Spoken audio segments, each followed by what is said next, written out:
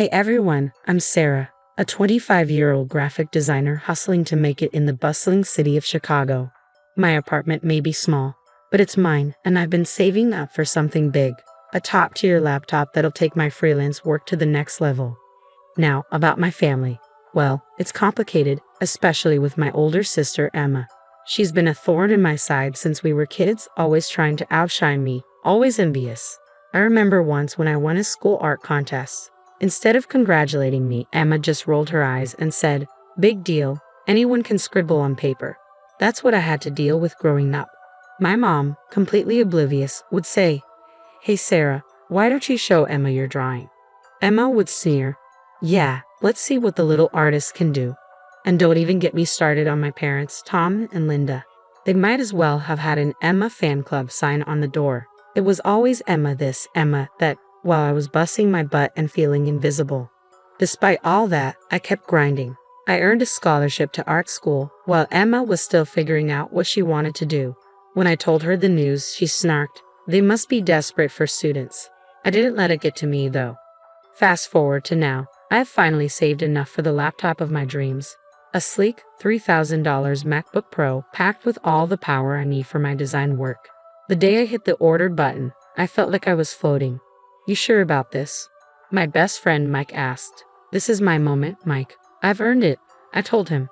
On my birthday, my family came over for a small celebration. Mom and Dad brought a cake, and even Emma showed up. "Happy birthday, sis," she said, handing me an envelope with a $100 gift card inside, grinning like she'd given me the world.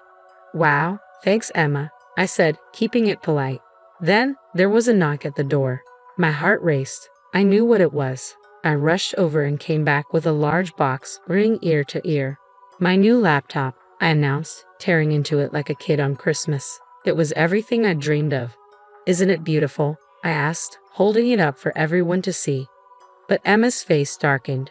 "How much did that thing cost?" she asked, her voice tight. "About $3,000, I admitted. Her eyes widened. $3,000? Who spends that much on a laptop? "It's for my work, Emma. I've been saving." "Oh right, your work," she interrupted, making air quotes. "Because Little Miss Perfect needs the fanciest toys to doodle on, right?" "It's not doodling, Emma. It's graphic design. It's my career." The tension was thick. Mom and Dad exchanged worried glances, clearly uncomfortable. As the night dragged on, Emma kept making snide comments, each sharper than the last. She was downing wine like water. "Must be nice to waste money like that," she slurred. "Some of us actually work for a living, you know." "I do work, Emma. Really hard. Please, sitting around all day on your fancy computer isn't work." I was about to snap, but Mom intervened. "Girls, it's Sarah's birthday. Let's try to get along." Finally, as the night wound down, I walked Mom and Dad to the door. "Thanks for coming, and for the cake," I said. "Of course, sweetie. Happy birthday," Mom said, giving me a hug. All that was left was to say goodbye to Emma and survive the rest of this nightmare birthday. But when I turned around, Emma wasn't in the living room anymore. I heard a noise coming from my home office. "Emma," I called out, walking toward the sound. What was she doing? I froze in the doorway, unable to believe my eyes. There was Emma, stumbling drunk, my toolbox open at her feet and a hammer in her hand. On my desk sat my brand new laptop, or what was left of it. "Emma, what are you doing?" I screamed. She turned to me, her eyes wild and unfocused. "Fed up," she muttered, raising the hammer one last time. With a sickening crunch, she brought it down on the remains of my laptop. "Now we're even," she shrieked, dropping the hammer with a thud. I stood there, paralyzed, staring at the wreckage of my dreams scattered across the desk. This wasn't just a laptop. It was years of hard work, savings, and hope, gone in an instant of drunken jealousy. As the reality sank in, a surge of emotions hit me all at once. Rage, heartbreak, and a determination that this would be the last time Emma ever hurt me. My hands shook as I dialed 911, my voice trembling as I tried to explain what happened. But by the time I got through to someone, Emma had already stumbled out of my apartment. The cops listened, but without her there, it felt pointless. "We'll file a report, ma'am, but without the suspect present." I knew what that meant. Fat chance of anything coming from this. But I wasn't going to give up that easily. Next, I called my parents, hoping they'd back me up. "Mom, Dad, you need to tell the police what Emma did. You were here, you saw how she was acting. There was a long, heavy silence on the other end of the line. Finally, Dad spoke up. Honey, Emma called us earlier. She said she left your party around 8 p.m. We can't lie to the police. My blood ran cold. What? No, that's not true. She was here. She smashed my laptop. You know how she gets when she drinks. When I turned around, Mom chimed in. Now, Sarah, I think you might be exaggerating. Emma would never do something like that. Maybe you had a little too much to drink yourself. I couldn't believe what I was hearing. My own parents, once again, choosing Emma's lies over my truth. Fine, I said, my voice ice cold. Believe what you want. I hung up the phone and sank to the floor, surrounded by the shattered pieces of my dreams. But as I sat there, something inside me hardened. I was done being Emma's punching bag, done with my family's willful blindness. It was time to expose Emma for who she really was. I called my best friend, Mike. If anyone could help me pull this off, it was him. Mike, I need your help. It's about Emma. What did she do this time? He asked. I filled him in on everything. When I finished, Mike let out a low whistle. Damn, Sarah, that's messed up. What do you want to do about it? I want to catch her, expose her, make sure everyone sees her for the lying, manipulative person she really is. All right, I'm in. What's the plan? We spent hours brainstorming. Mike's tech skills were going to be crucial. First things first, he said, we need to set up some surveillance in your place, hidden cameras, mics, the works. Next time Emma comes over, we'll catch everything. Good idea. What else? We'll create a fake social media account to keep tabs on her. I can also do some digging into her digital footprint, maybe even her financials. People like Emma usually have skeletons in their closets. Meanwhile, I added, I'll play nice, act like I've forgiven her and the family. Get close again. You sure you can pull that off? Mike asked, concerned. I have been playing nice my whole life, Mike. I can do it a little longer.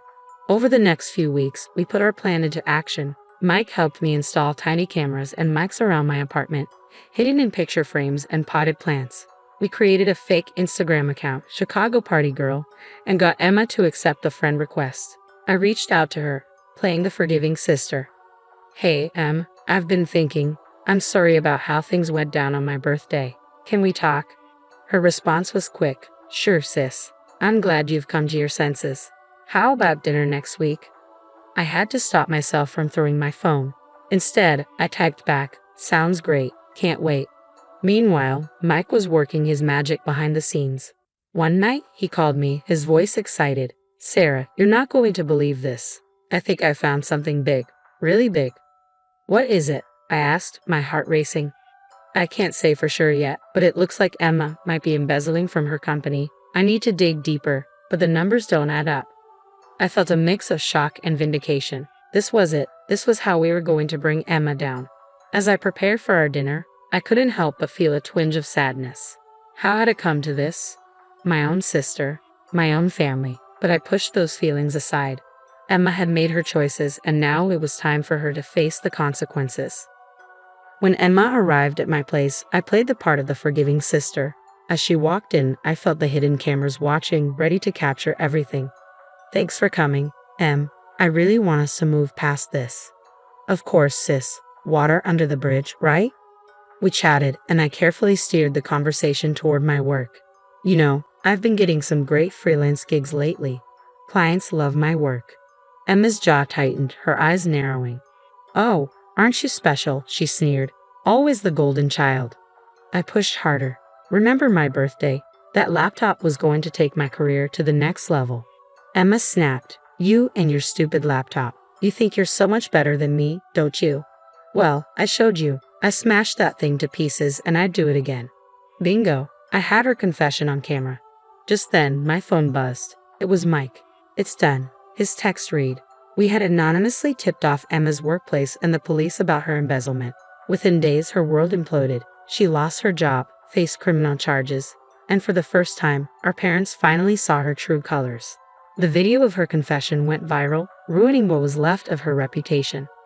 A week later, I watched from my window as Emma moved out of her fancy apartment. Jobless and alone, I felt a mix of satisfaction and sadness. My sister's toxicity had finally caught up with her. I turned back to my new laptop, ready to move forward with my life and career. For the first time in years, I felt free from Emma's shadow. It was time to focus on my own path, leaving the pain and resentment behind. As I opened up a new design project, I couldn't help but smile. This was my fresh start, my chance to shine without Emma's constant attempts to dim my light. But here's a question for you. If you were in my shoes, would you have exposed Emma's crimes or tried to help her change? Was justice served, or did I go too far? Drop your thoughts in the comments below.